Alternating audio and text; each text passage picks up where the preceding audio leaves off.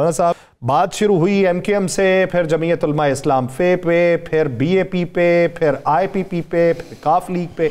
ये सिलसिला कहाँ पे जाकर रुके? बिस्मिल्लाहिर्रहमानिर्रहीम अस्सलातु वस्सलामु अलैका या सय्यदी या रसूलल्लाह अस्सलातु वस्सलामु अलैका या सय्यदी या हबीब।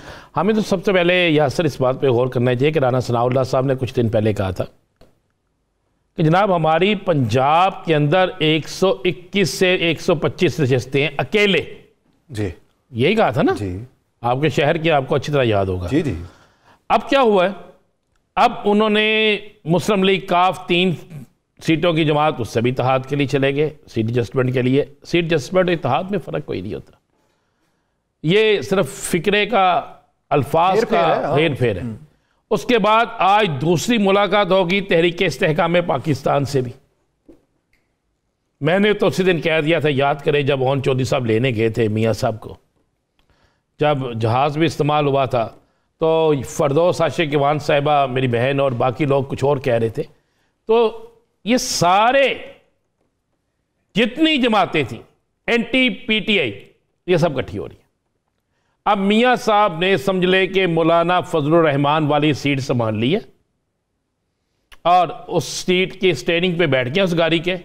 अब उस गाड़ी में सवारियां बैठाई जा रही हैं ताकि किसी तरह इक्तदार के ईवानों में पहुंचने के लिए सीटें मुकम्मल हो सके। तो क्या आपको ये लगता है कि मंजिल मकसूद तक ये गाड़ी के तमाम मुसाफिर पहुंचेंगे? नहीं, मुझे तो लगता है ये गाड़ी जो है ना, इसका रास्ते में एक्सीडेंट ना हो जाए और इसमें से बहुत से लोग जो हैं वो सियासी शहीद होंगे। अगर आप सच पूछते हैं तो मैं आपको ये कह रहा हूं, बहुत से लोग सियासी शहीद होंगे वो इस तरह। और भाई आप जमातों के साथ इत्तेहाद कर रहे हैं, इत्तेहाद करना है अवाम के साथ करें। अवाम के साथ आपका इत्तेहाद नहीं है, अवाम में आपकी मकबूलियत नहीं है। कल आप कहते हैं, आपका एक लीडर कह रहा था कि हम किसी सर्वे पे यकीन नहीं रखते, हम तो गलियों मोहल्लों में जाएंगे। आज आप अपने सर्वे बता रहे हैं, आप ये भी बताना गवारा नहीं कर रहे वो सर्वे करवाया कहां से है। उस सर्वे में आपने फिर आज 121 सीटें कर ली हैं। अगर उस सर्वे के मुताबिक ऐसा सर्वे है? जी जी जनाब, आज एक बहुत बड़े टीवी चैनल पे ना ये खबर चलवाई गई। अच्छा, वो जो शहरों के सर्वे चलवाए गए? हाँ जी। अगर ऐसी आपके पास 120-121 सीटें हैं और हुजूर फिर मुझे ये बता दे किबला, तो क्यों जा रहे हैं इसके साथ मुस्लिम लीग काफ के पास? क्यों जा रहे हैं जहांगीर तरीन साहब के पास? क्यों जा रहे हैं आप बाकी भी छोटी छोटी जमातों के पास? अच्छा, क्या वजह है कि आज दूसरी बार, पहले मुलाकात करके शहबाज शरीफ आए और दूसरी बार वफ्द दोबारा मिल लेंगे? मामला तय हो रहे हैं। मैं नहीं, शहबाज शरीफ साहब की बात पे एतबार नहीं है, ये दोबारा जो वफ्द गया है, बात यह है कि उन्होंने मांग लिया ज्यादा, ये देना चाहते हैं थोड़ा। अब ज्यादा और थोड़े में फर्क तो है ना भाई। बात बड़ी बड़ी सिंपल सी है। ये कहते हैं जनाब हमें कामों की से राना नज़ीर का टिकट भी चाहिए। गौर करें ना मेरी बात का, वहाँ पे राना शमशाद, बाकी लोग जो शहीद हो चुके हैं उसका भाई हैं। अब ये कहते हैं जनाब कि अब्दुल अलीम खान साहब की सीट भी चाहिए। ओके जी, भाई किसको ड्रॉप करेंगे आप? कौमी असम्बली में अगर उनको देते हैं साद रफ़ीक साहब को, अयाज सादक साहब को, शेख रहील असगर साहब को, किसको ड्रॉप करेंगे? लोधना से जहांगीर तरीन साहब अगर इलेक्शन लड़ते इजाज़त मिलती है तो अदालती, तो फिर आप वो बलोच साहब जो आपके साथ खड़े रहे हैं उनको फारिग करेंगे। इसी तरह बाकी जितने इनके साथ हैं, हाँ फरह हबीब को आप टिकट देना चाहते हैं वो, तो क्या आबद शेर अली को फारिग करेंगे? कर्नल हाशिम को टिकट देना चाहते हैं तो क्या वहाँ से किसी और को फारिग करेंगे? राना असलम को टिकट देना चाहते हैं तो क्या राना इकबाल साहब को फारिग करेंगे? नकैयों को टिकट देना चाहते हैं तो जो नकैया के मुकाबले में लोग थे उनको फारिग करेंगे? क्या करेंगे यार सर?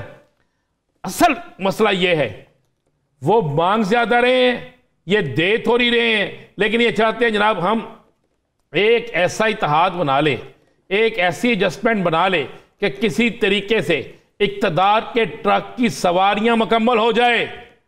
लेकिन असल बात यह है कि सवारियां होगी ट्रक में, उन सवारियों ने वोट जहां से लेना है, जिस रूट से गुजरना है, जिस सड़क से गुजरना है, अगर उस सड़क पर खड़े लोगों ने उन्हें गुजरना न दिया। आपको याद होगा हमारे प्रोग्राम में उन्होंने एक बड़ी क्लियर और वाज़ेह बात की थी, जमीयत उलमा इस्लाम साहब के सेनेटर ने, 18-20 हो सकता है, 19-20 हो सकता है, 10-20 नहीं हो सकता। आप अवाम में लेकर क्या जा रहे हैं? अवाम में जाकर, दूसरी बात एक बड़ी क्लियर सी है, बहुत से लोग ऐसे हैं, इनमें से बहुत से लोग ऐसे हैं जिनको आपने अपनी पार्टी में शामिल तो कर लिया है तहरीक इस्तेकाम पाकिस्तान ने, अगर उन्हें सीट ना मिली तो फिर सीट एडजस्टमेंट तो ये होती है जनाब, मेरे इतने आपने रख लिए, बाकी बंदे नहीं खड़े होंगे। अगर उन्हें सीट ना मिली तो कहां जाएंगे? अगर उन्हें सीट ना मिली तो किस तरफ जाएंगे? अगर उन्हें सीट ना मिली और वो आजाद खड़े हो गए और यहां उन्हें सीट मिल गई तो आपके बागी जो है वो तो किसी और कैंप में चले जाएंगे। क्या आपको नजर नहीं आ रहा बगावत का कहां से असर आ रहा है? तारक रशीद चीमा साहब से हामी बरी भावलपुर से आवाजें उठना शुरू हो गई, दानियाल अजीज ने शकरगढ़ से आवाजें उठाना शुरू कर दी, मुफ्ता इस्माइल साहब जो हैं उनकी आवाज सिंध से आ गई, उसके बाद आप आ जाएं शाहिदा खान अब्बासी पोटोहार से आवाज आ गई। अभी तो आप इसीलिए तो आज क्यों अचानक इन्होंने ऐलान किया है या हमने कोई नशिस्तों का ऐलान नहीं किया? आज ट्वीट आया ना उसका मरियम औरंगजेब साहिबा का, किसी नशिस्त पे भी हमारा कोई उम्मीदवार का हमने ऐलान नहीं किया। इन्हें नजर आना शुरू हो गया कि ये ऐसा हो जाएगा। देखिए मैंने इसी प्रोग्राम में कहा था कि इस्तेकाम पाकिस्तान पार्टी का इनके साथ अलहाक होगा। उस वक्त उनकी तर्जमान ने भी कहा ऐसी कोई बात नहीं, उनके लोगों ने भी कहा ऐसी कोई बात नहीं। तो अब ये चीज़ें सामने आना शुरू हो गई हैं। जब आप बहुत बहादुर हैं, आपके पास बहुत ज़्यादा लोग हैं, आपका बहुत बड़ा हल्का अखबाब है, तो फिर हुआ क्या यासर? मैं आपको अंदर की बात, MKM से आपके क्या इत्तेहाद इसलिए हुआ कि सब सीटें मिल जाएं? नहीं, वो तो 18वीं तरमीम। और भाईजान 18वीं तरमीम भी दूसरी सर, आप चाहते हैं जब आप कराची में जलसा करें तो MKM बंदे इकट्ठे करें, मौलाना फजलुर रहमान साहब के बंदे साथ हों और एक बड़ा जलसा हो जो हम कहें जी मियाँ साहब की मकबूलियत है। पेशावर में जब हम जाएं मौलाना साहब अपने बंदे इकट्ठे करें, हम कह रहे हैं जी मियाँ साहब की मकबूलियत है। क्योंकि 21 तारीख से लेकर आज के दिन तक आप एक जलसा अकेला क्यों नहीं कर सके? सवाए 21 तारीख के जलसे के बाकी जलसे क्यों नहीं किए? ना आप पे पाबंदी है, ना आपको कोई प्रॉब्लम है, ना आपके रास्ते में कोई रुकावट है, ना आपको कोई तंग कर रहा है, तो करना चाहिए था। इसलिए कि पता लग गया था, असल में तो हर शख्स को पता होता, वो कहे या ना कहे, 21 तारीख के जलसे ने तो हिला के रख दिया था ना कि पूरा पाकिस्तान, चारों सूबे, तो कितने लोग थे? जितने ये कहते उतने भी मान लिए जाए तो क्या ये जलसे ऐसे होते हैं? इतना कुछ करने के बाद भी तो यासर साहब अब ये इत्तेहाद बना रहे हैं। लेकिन मैं आपको ये वक्त से पहले बता देता हूँ और ये आप ज़हन में रखिएगा ताकि 8 फरवरी से पहले हम ये बता सकें। जनाब हमने पहले कह दिया था कि जनाब ये सारे के सारे जो लोग सवारियाँ सवार हो रही हैं, ये सवारियाँ बहुत जल्द या तो उतर जाएंगी तो या फिर ये एक ऐसा सियासी एक्सीडेंट होगा जिसमें कई सवारियां शहीद होंगी। गाजी मुझे नजर कोई नहीं आ रहा। राणा साहब आप क्या समझते हैं कि मियाँ साहब जब आए लंदन से पहले चलते हुए फिर यहाँ पे पहुँच के उन्होंने एक ही बयानी अपनाया कि मैंने अपना तमाम मामला खुदा पे छोड़ दिया, लेकिन आज के दिन से वो ये बात कर रहे हैं कि पूछा जाए, एहतसाब तो होना चाहिए, उन लोगों के पीछे उनसे जवाबदही तो होनी चाहिए।